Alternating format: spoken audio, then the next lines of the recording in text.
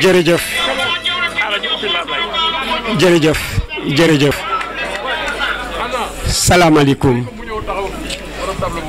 J'ai l'impression ce matin de vivre ce que l'on appelle une récréation du passé.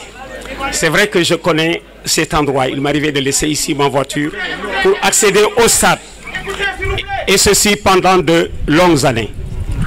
Je suis ému d'avoir autour de moi mes amis.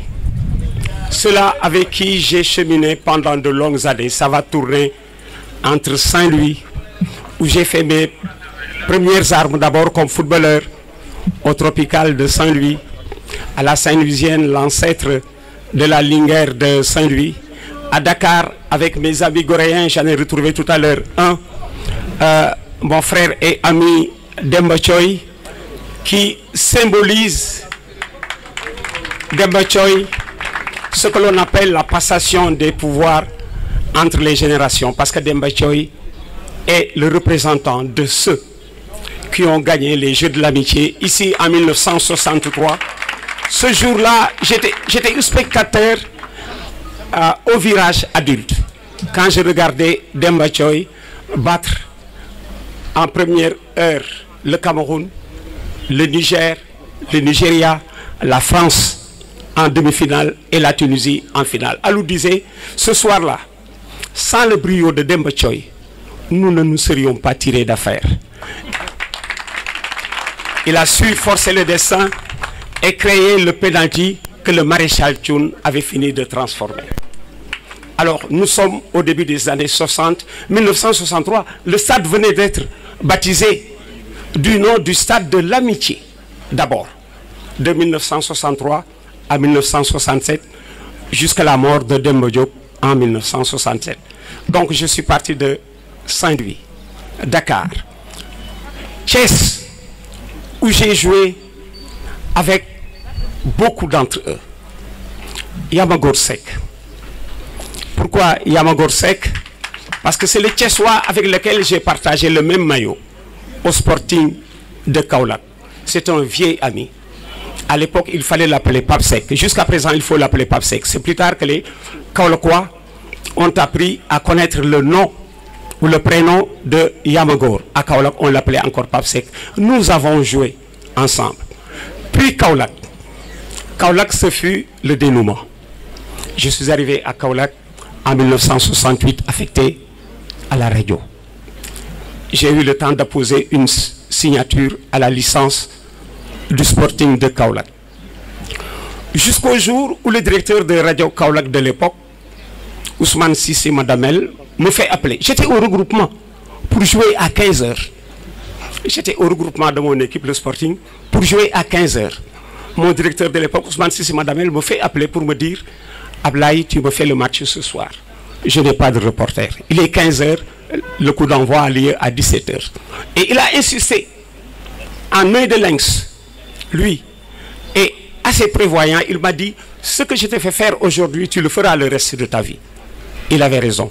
Ousmane Sissé Madamel, celui-là deviendra et directeur de la radio et directeur de la télévision. En fait de radio, j'ai un de mes directeurs ici. Ça m'a grandement fait plaisir de le retrouver là. Il est venu de lui-même. Il n'a pas attendu d'avoir sa carte d'invitation. Monsieur Oumar Seck. Monsieur Oumar Seck, mon ancien directeur à la radio. Il me disait, Ablaye, n'attends pas que je t'appelle quand tu as besoin de moi. Il dit à son secrétariat, si Ablaye Diaw a besoin de moi, faites-le entrer, en tout lieu et en tout temps. Le voilà Oumar Seck, élégant et dehors et dedans. Merci. Son sérieux a mené à ses fonctions. J'entends derrière moi, Imamou Sacré-Cœur. Oumar Seck, journaliste, que vous avez entendu pendant des années à la radio présenter le journal. Et maintenant, pour aller au stade, en face de la radio, il y avait une maison habitée par un jeune homme ici dans la tribune. Il deviendra plus tard Premier ministre. Et ce jeune homme, le dimanche, il était technicien à la radio. Le dimanche, il était technicien. Comment? Il était devant chez lui. Et quand nous faisions nos bagages dans la voiture, je me souviens, c'était une vieille 2 chevaux, très fatiguée. Et quand nous faisions nos bagages pour aller au stade, il venait avec moi. Il me tenait de temps en temps un micro, de temps en temps un tabouret, de temps en temps un magnétophone. Celui-là, c'est Souleymane Ndéné qui ne m'a jamais quitté depuis, il est là. Il est là. Il n'y a pas longtemps, quand Djibi Ndiaye a organisé une cérémonie du genre, il est venu jouer Souleymane Ndéné Ndiaye. Il a invité des sportifs à Guinguinéo. Et il m'a dit subrepticement, toi tu ne rentres pas tout de suite, tu passes la nuit chez moi, tu restes avec moi jusqu'à demain. Le lendemain, on est allé au cimetière, prier lui et moi devant la tombe de ses parents et de son père. Le lendemain, on est revenus ensemble. Il venait de programmer mon pèlerinage à la Mecque. C'est lui qui l'a programmé, Souleymane Ndéné. C'est lui qui a programmé mon pèlerinage à la Mecque. Nous sommes en 2004. Les souvenirs se bousculent. Kaolack, c'est une ville qui m'a marqué. Tout à l'heure, j'ai vu des Kaolackois, des amis Kaolackois. Ce qui m'a fait faire, je le disais tout à l'heure, une véritable récréation du passé, autour du Mossé. À mon entraîneur de l'époque, Alioune Diop Batteux, je lui ai demandé de ne pas venir. Atteint par l'âge, il se déplacerait difficilement. Mais il voulait venir. J'ai dit non, Batteux, toi, je vais déplacer la radio chez toi pour que tu fasses le témoignage que tu ressens. Alioune Diop Batteux. Il vit à Rufisque, mais c'est un Kaolackois, c'est vrai, de cœur, pour avoir longtemps travaillé avec les Kaolackois.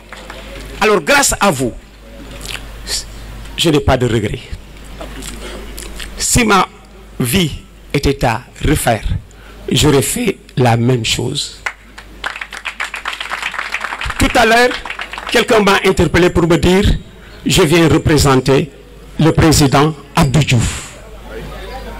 Ça m'a grandement fait plaisir. Parce que Abdou Diouf, ce n'est pas un sportif qui se jette sur l'événementiel. C'est un grand sportif. Et pour ça, avec Abdou Diouf, j'ai des anecdotes pour prouver que c'est un grand sportif. En se faisant représenter, je suis allé chercher très très loin derrière ce qu'il m'étonnait à l'époque. Après les élections qu'il avait perdues, il est rentré en France, il est parti en France. Un soir, mon téléphone sonne. Un soir, mon téléphone sonne. Je décroche et j'entends « Bonjour, monsieur Diao ». J'ai reconnu la voix. Je lui dis « Président ». Il me dit « Oui ».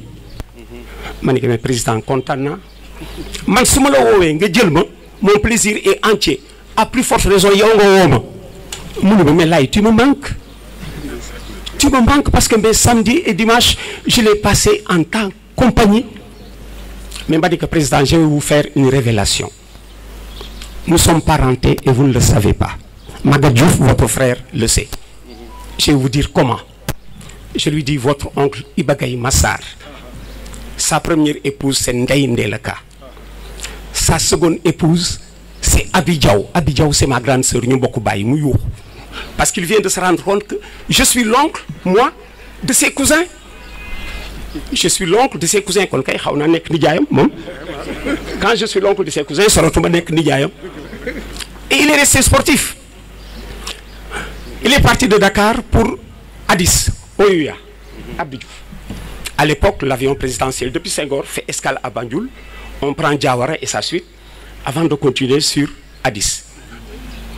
Pendant l'escale, il dit, mais, à les journalistes, Bignou Andal, Abdou Diouf, à les journalistes, Bignou Andal, nous sommes venus Oumar Diouf Fall, Oumar Diouf a dit, top le résultat, Jarafin Ndiamour. Top le résultat, Jarafin Ndiamour. Oumar Diouf Fall a ouvert son duplex par ça. Moudjel pouvoir bi, son premier voyage, c'est Bamako, 81. J'avais fini le tournoi de la zone 2. Je vais voir le commandant Gueye, qui pilotait l'avion, qui était un ancien gardien de but de l'US Ouakam. Je lui dis, commandant, le tournoi est terminé, je veux rentrer dès demain. Et mon premier vol, mon prochain, c'est seulement mercredi. Il me dit, rendez-vous à l'aéroport demain dès 8h. J'étais sur place à 7h. Et vous savez, Abdou Diouf dans l'avion de commandement faisait 52 places. Et il est temps que tout le monde prenne place pour que nous soyons doux. Et son élégance, Abdou Diouf, Boudouk est dans l'avion. Il serre chaque main benn par benn léeg-léeg mu ni Tassirou na nga def Diallo Aziz na nga def Diagne loolu Abdou Diouf du def mu agsi ci man il me dit mais Diaw mais l'autre jour vous avez interrompu le reportage qu'est-ce qui s'était passé? C'était un jour de semaine, je crois que c'était un jour de semaine, vendredi ou lundi.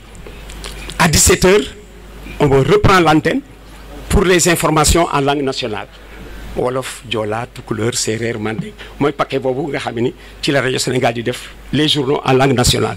Ma ne ko président, c'était l'heure des informations en langue nationale. Mais mon cher Diaw, là, ça pouvait attendre. Parce que nous étions branchés sur notre match. Et ça, il me le dit dans l'avion pendant qu'il passait. Quand je suis revenu, j'ai raconté ceci au gars.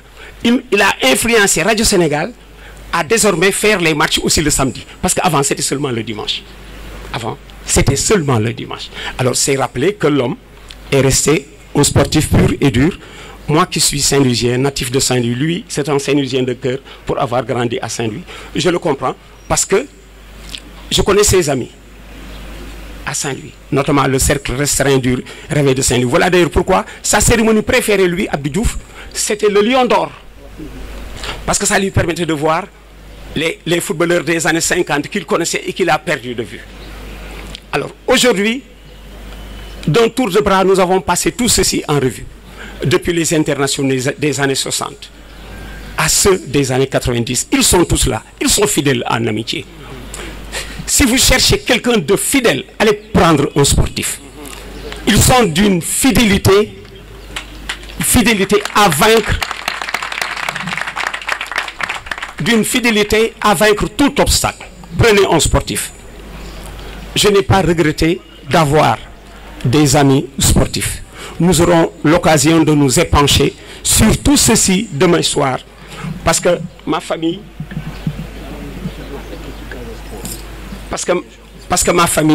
c'est aussi c'est vrai, celle des sportifs. Il me glisse à l'oreille, il a raison. Là, j'ai rapidement, d'un tour de bras, survolé, c'est vrai, les villes que j'ai eu l'occasion de fréquenter, notamment entre Saint-Louis et Kaolack. C'est vrai que je n'avais jamais fait Ziguinchor. Je suis allé jouer à Ziguinchor. Et anecdote bi ma ci am d'ailleurs, ndeysaan dafay interpeller un ancien footballeur casamançais du nom de Ibou Gueye.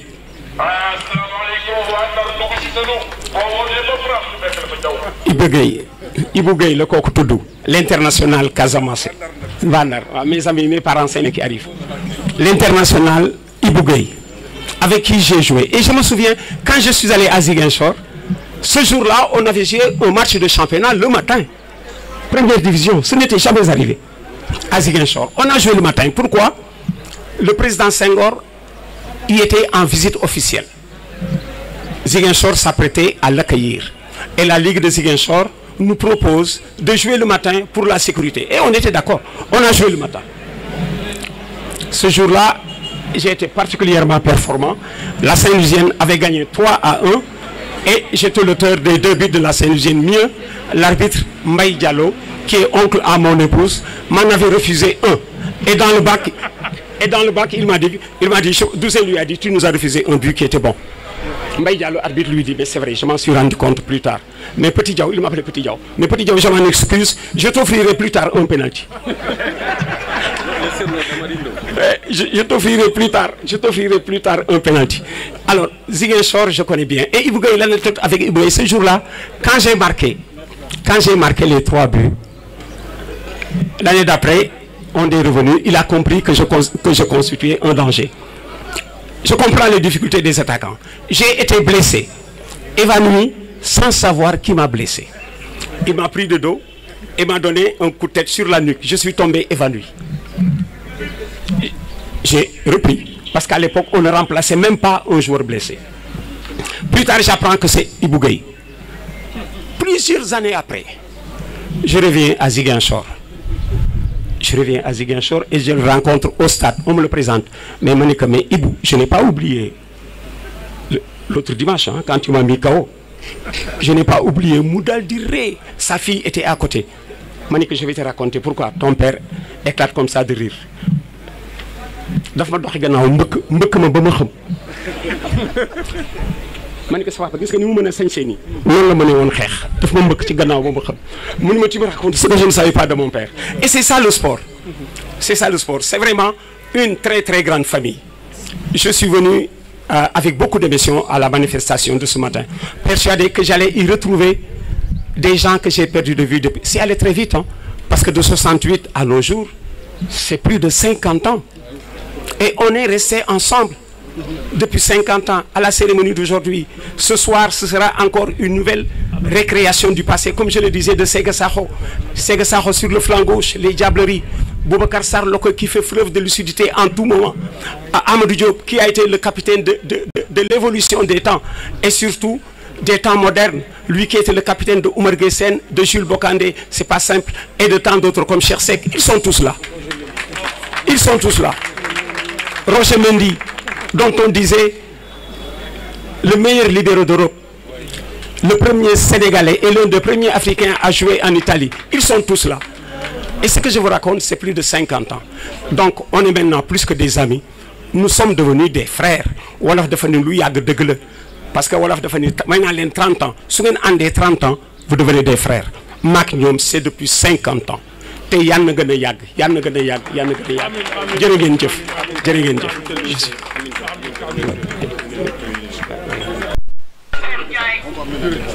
jëf.